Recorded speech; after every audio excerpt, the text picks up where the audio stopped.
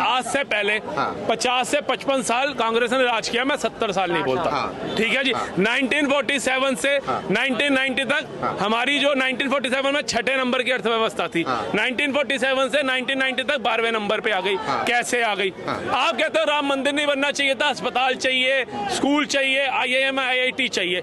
आपके 1947 से टिल 2003 तक आपने कितने एम्स भारत को दिए? मात्र एक। कितनी ट्रेनें दी? शताब्दी 25। कितने आपने एक्सप्रेसवे बनाए? बता दो। कितने IIT IIM IIT बनाए? बना दो। कितने मेडिकल कॉलेज बनाए? बता दो। लेकिन 2014 के बाद हमारे को 2004 से 2009-13 तक हमारे पास 6 एम्स थे, जिसके अंदर अटल जी ने उनका वो शिलान्यास किया था और मनमोहन सिंह की सरकार में वो बने। 16 एम्स मोदी सरकार ने दिए। 8 लाइन, 4 लाइन, 16 लाइन के एक्सप्रेस, 14 लाइन के एक्सप्रेस पे मोदी सरकार बनाती है। 0 वंदे भारत थी 2014 से पहले, आज 41 से 44 वंदे भारत को दी जाती है। ठीक है जी। आज हमारे देश के अंदर जो गरीबों से जुड़े मुद्दे थे, जिनकी तरफ किसी सरकार का ध्यान नहीं था, चाहे वो शौचालय योजना हो, उद्यमी योजना, औषधि योजना हो, आवास योजना हो, स्वास्थ्य योजना हो, कृषि योजना हो, कृषि कल्याण योजना हो, कृषि सिंचाई योजना हो, मुद्रा योजना हो, सुकन्या योजना हो, बेटी बचाओ बेटी पढ़ाओ योजना हो, ऐसी तमाम योजनाएं सिर्फ 10 साल के अंदर मोदी सरकार लेकर के आती है। ठीक है जी। हमारे देश का अहम मुद्दा कश्मीर, जब भी वारदात होती थी UNO में जाकर के अटक जाता था। आज कश्मीर के मुद्दे को 2 मिनट में सोल्व करने का काम मोदी सरकार करती है। कश्मीर के अंदर इंसान पैदल नहीं चल सकता था, साइकिल पे चढ़ना छोड़ दो। आज जम्मू से कश्मीर तक ट्रेन चला दी जाती है। विश्व की सबसे बड़ा स्टैच्यू, सबसे बड़ा स्टेडियम, सबसे बड़ा टनल, सबसे बड़ा बाईपास, सबसे बड़ा आपका कहते हैं क्षेत्र, ये सड़क का क्षेत्र, राजमार्ग, जो हम चाइना को भी पछाड़ के आगे जा चुके हैं, वो सरकार मोदी सरकार करती है। आप बताओ, आपके कार्यकाल में आपने देश के लिए क्या किया? 11वीं से 5वीं अर्थव्यवस्था मोदी सरकार बनाती है। जर्मनी और जापान को पछाड़ के 2027 तक का टारगेट देती है, तीसरी सबसे बड़ी अर्थव्यवस्था का। मोदी के कार्यकाल में सेंसेक्स और निफ्टी सब उछाल मारते हैं। आपके कार्यकाल में ये सब चीजें कहाँ थी? हर जगह, चाहे कोई राज्य हो, कोई पिक्चर हॉल हो, कोई ट्रेन हो, कोई ऐसी जगह जहां बम नहीं फटते थे। आज एक राज्य, एक रेल, एक होटल बता दो जहां बम फटाओ। हमारी सेना को पत्थर मारने वाले पत्थरबाज, हमारा शौर्य, वो गायब हो जाते हैं मोदी सरकार में। हमारा तिरंगा जलाया जाता था, आज गर्व से लाल चौक पे लहराया जा रहा है। किसी की हिम्मत नहीं है एक आवाज उठा दे। कश्मीर बनेगा पाकिस्तान के नारे लगाने वाले आज कश्मीर को हिंदुस्तान के साथ मिलाने के लिए भाग रहे हैं। POK लेने तक की बात आज हमारा भारत देश करता है, अमित शाह करते हैं, और उसके अंदर 23 से 24 सीटें आरक्षित करते हैं। जो कल तक कहते थे चाहे सियाचिन हो, चाहे कच्छ हो, चाहे POK हो, वो हमारा मुद्दा नहीं है, दे दिया फोकट में। लेकिन आज अगर देश के अभिन्न अंगों को जोड़ने का काम अगर भाजपा सरकार कर रही है तो वो प्रशंसाजनक है। आज भारत का विश्व स्तर के ऊपर हमारी विदेश नीति अच्छा हो रही है, तो उसका भी जो प्रशंसा का कार्य है मोदी सरकार को जाता है। आप लोगों ने कहा था राम मंदिर बना तो जितने भी अरब देश में तेल देना बंद कर देंगे। मोदी जी ने एक चमाटा और इनको मरवाया कि जहां राम जी का अस्तित्व था, वहां पर आप राम जी का विरोध कर रहे थे, काल्पनिक बता रहे थे। अबू दुबई के अंदर राम मंदिर बन करके तैयार हुआ। आज कुवैत इस्लामिक कंट्री, वहां से हमारे 8 सैनिक फांसी की सजा रुकवा करके लाए गए। अभिनंदन जैसा शूरवीर 24 घंटे में भारत आया। आप ही के कार्य के अंदर 2 बार हम पाकिस्तान से युद्ध जीते थे। 93,000 सैनिकों ने आत्मसमर्पण किया था, लेकिन इंदिरा जी ने क्या किया? वापसी लौटा दिया। क्या वहां जो हमारे सैनिक थे वो वापसी लाने की हिम्मत थी इंदिरा गांधी जी में? थी तो क्यों नहीं आए?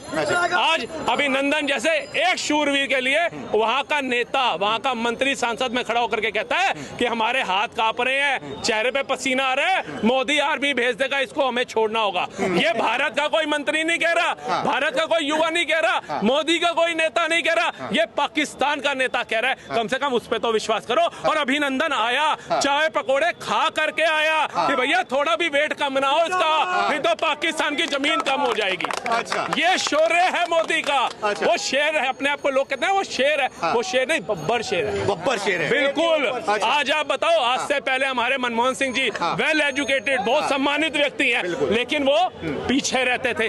किस संविधान के तहत, किस कानून के तहत? जब बाहर से कोई राष्ट्रपति प्रधानमंत्री आता था तो सोनिया गांधी जी उनको अटेंड करती थी और हमारा सम्मानित प्रधानमंत्री मनमोहन सिंह जी पीछे खड़ा होता था।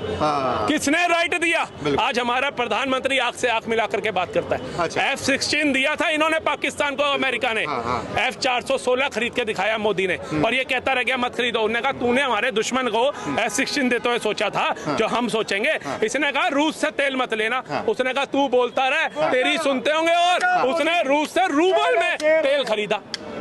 आज ऑस्ट्रेलिया का पीएम अगर बोल रहा है मोदी इज अ बॉस, दूसरी कंट्री का पैर छू रहा है, ठीक है जी। पुतिन जैसे कह रहा है भारत को इतना बढ़िया प्रधानमंत्री मिला है जो कट्टावर फैसले लेता है, नहीं सुनता किसी की अपने देश के मामले में, तो आप उसकी प्रशंसा करो। कल तक आपके देश को जो ये बाइडन जैसे अमेरिका ना भिखारी कहता था, अनएजुकेटेड कंट्री कहता था, आज उसी के पढ़े लिखे सांसद एक ऑटोग्राफ के लिए ना तड़पते देखे हैं हमने। वो मान सम्मान जो बड़ा है भाई साहब हमारा बड़ा है, हमने मोदी को गद्दी पे बिठाया है, मोदी अपने आप नहीं बैठा। अगर कोई कह रहा है मोदी इज अ बॉस, सम्मान हमारा बढ़ रहा है। G20 के अंदर जितनी विदेशी महिलाएं आई ना मंत्रियों के साथ, सबको भारतीय संस्कृति साड़ी के अंदर देखा गया।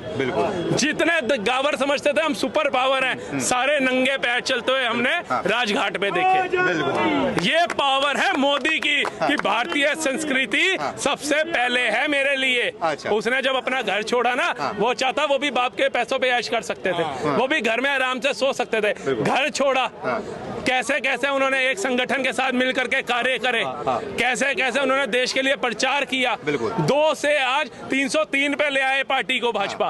तो कहीं ना कहीं उनका योगदान तो देखो क्या था। किसी को कोसना तो बड़ा आसान है भाई साहब, यहाँ से बोल दूं ना कि फलानी जगह पे 10 रुपए किलो चावल मिल रहा है, तो बंदा सोचेगा 12 तो दुकान में मिल जाता है, 2 रुपए बचाने के लिए क्यों जाऊं। उस बेचारे एक इंसान मोदी ने कितने साल के संघर्ष देश के लिए दे दिए, कहां कहां नहीं भागा। इमरजेंसी लगाई इंदिरा गांधी जी ने सबको पकड़ने के लिए, ऐसा पकड़वाया, ऐसा संविधान की धज्जियां उड़ाई, कोई कोर्ट भी नहीं जा सकता था। पूरे दूसरा इमरजेंसी चल रहा है इस देश में, कौन सा चला बताओ, जेल में डाल रहे हैं पकड़ कौन सा। संजय सिंह कैसे बाहर आ जाता है, राहुल गांधी जी की सदस्यता रद्द करी जाती है, सांसद की कैसे मिल जाती है। बड़े बड़े ये सोनिया गांधी, लालू प्रसाद यादव, नीतीश कुमार, ये मायावती, ममता बनर्जी, इन सब के ऊपर केस है, इनके भतीजों पे केस है, ये कैसे बाहर घुस रहे हैं, कैसे बाहर घूम रहे हैं बताइए। जो 3 सीटें जिसको मिली है दिल्ली के अंदर सांसद की लड़ने के लिए, उसके लिए लोकतंत्र खत्म है। जिनके पास 80 सीटें हैं यूपी के अंदर, उनके लिए तो लोकतंत्र खतरे में नहीं है। उनको तो नहीं लग रहा कि भैया मैं जेल में क्यों नहीं डाल रहा मोदी, क्यों नहीं गया अखिलेश यादव, क्यों नहीं गई मायावती, क्यों नहीं गई वहां से ममता बनर्जी, बंगाल को जो दूसरा बांग्लादेश बनाने पे लगी हुई है, क्यों नहीं गई जेल। जो जाएगा कानूनी तरीके से जाएगा।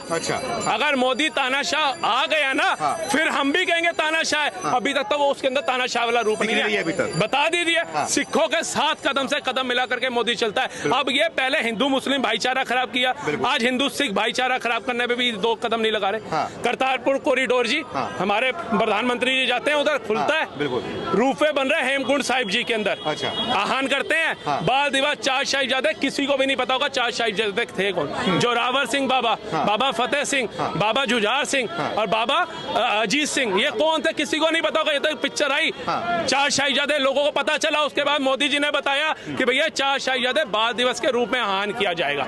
इन्होंने क्या किया, इन्होंने बताया बाबर महान था, अकबर महान था, हुमायूं महान था, फलाना महान था। सालों जो असली महान थे वो तो बताओ। कहते हैं लाखों ने गोलियां और करोड़ों ने लाठियां खाई है, चंद्रशेखर, भगत सिंह और राजगुरु ने अपनी जान गंवाई है, पर कुछ दोगले कहते हैं आजादी हमने दिलाई है। शर्मसार करने वाली चीज है, बहुत तगड़ी। कांग्रेस के बड़े-बड़े नेता, इनके परिवार के लोग शहीद हो गए आजाद कराने। कौन शहीद हुआ मैं कहता हूँ, किसी एक नेता का एक कांग्रेस पूरा परिवार धकेल दे, किसी एक ने जो अंग्रेजों से गोली खाई हो, किसी एक नेता का नाम बता दे। मोतीलाल नेहरू एडवोकेट था, उस समय तो भारत की जनता वैसे ही गरीब थी कि अंग्रेजों की गुलाम थी। किसके केस लड़ते थे जो पैसा मिल रहा था, किसके केस लड़ते थे। जवाहरलाल नेहरू जी एडवोकेट थे, किसके केस लड़ते थे, किसके केस लड़ते थे, हमारी भारत की जनता के खिलाफ कोर्ट जाते थे। और क्या, कहा कौन, अच्छा हमारे पास तो इतने सक्षम थे नहीं, हम अंग्रेजों के खिलाफ कोर्ट में करे, कौन था, कहां से इतना आया। और अंग्रेज जहां हिंदुस्तानियों के ऊपर अत्याचार करते थे, वहीं इनको गाड़ियां दी जाती थी। बताइए क्यों। चंद्रशेखर, राजगुरु, जितने भी हमारे ये राजनेता हुए जिन्होंने देश के लिए शहीदियां दी, इनका क्या रोल है आप बता दो। कितनी किताबों में आपने इनका पाठ पढ़ाया बता दो। ये तो सर कुछ मूवीज बन गई कि हमें पता चला भगत सिंह की क्या अहमियत थी, चंद्रशेखर जी की। कट्टर भक्त है भगत सिंह की अपनी वो बताते हैं। तो कम से कम भगत सिंह जी के लिए एक अच्छा म्यूजियम बनाया तो बता दो, तो 10 साल में, उन्हीं की याद में बनाए थे। उनके जो माँ बाप बुजुर्ग जो पंजाब में रह रहे हैं, पंजाब में पूर्ण बहुमत की सरकार है, उनके लिए आपकी सरकार ने क्या किया बता दो। बाबा साहब अम्बेडकर की तस्वीर आपने, गांधी जी की तस्वीर आपने हटा दी, बाबा साहब अम्बेडकर जी की लगा दी और अपने इनकी भगत सिंह जी की लगा दी, जनता को गुमराह करने के लिए। गांधी जी का जितना अपमान आप कर रहे हो उतना तो किसी ने भी नहीं किया। और गांधी जी तो आप कहते हो भैया हमारे महात्मा राष्ट्रपिता का दर्जा दे दिया आपने, राष्ट्रपिता का दर्जा, उनकी आपने फोटो तक हटा दी। और कहते हो जी मोदी जी हिंदू मुस्लिम करते हैं, मोदी जी गांधी का नेहरू का विरोध करते हैं, मोदी जी सुभाष चंद्र गांधी नेहरू करते हैं। आप क्या कर रहे हो आप भी बता दो, आप क्या कर रहे हो आप भी बता दो। वक्फ बोर्ड को 100 करोड़ देने के लिए आपके पास है, हम कहते हैं दो। हिंदू मुस्लिम भाई हमारे मन में कोई वो नहीं है।